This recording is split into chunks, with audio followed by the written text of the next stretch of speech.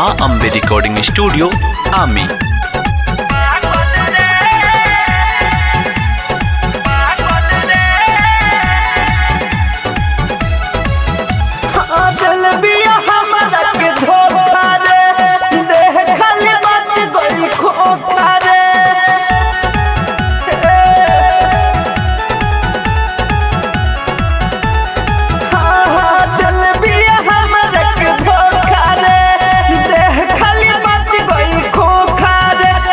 दिलस बराबर तब आवेले यार रोग कैसन लागल रे।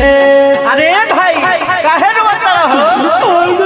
आज ले कोनो लड़की पटले ना रही तबे तकले पट गइल उतर चक में छोड़ के भागल रे।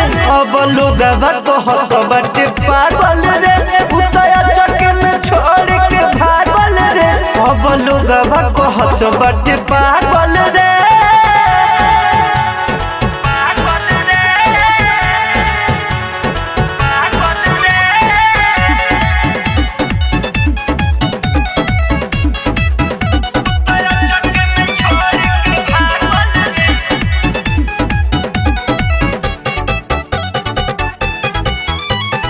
आजलीन के हुआ पकनी रे एको दिल भर हम भकनी रे।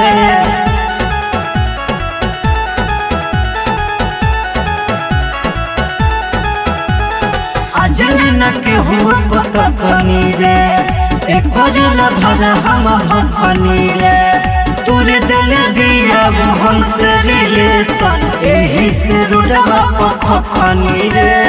सोया सोया होयू तो सुतल रे हसर के दिया अब भूतल रे। परदस को के घूमे अब जियब नहीं हम प्रतियो बीतता जागल रे। कहां का लड़की रहे हो?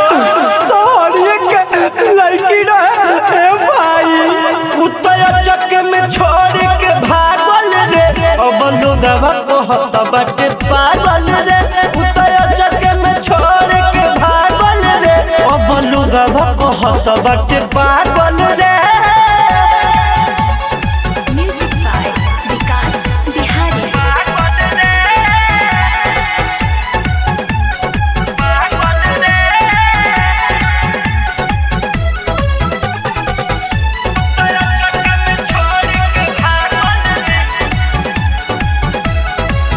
बबुआ भवन के सराप परी रे हमारो वतनी पपो कर परी रे।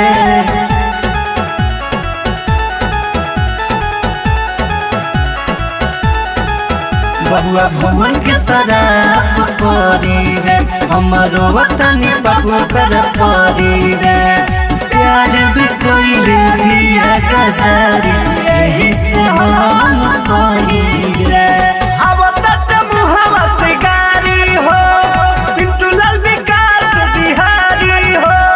दिल बिया दिल भइल बाटे मुश्किल छनकाई के छागल रे।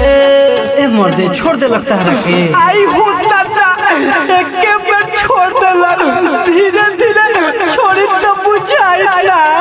उतर चक में छोड़ के भागल रे। अब लोगवा कहत बाटे पागल रे। उतर चक में छोड़ के भागल रे। अब लोगवा कहत बाटे पागल रे। माँ अम्बे रिकॉर्डिंग स्टूडियो आमी।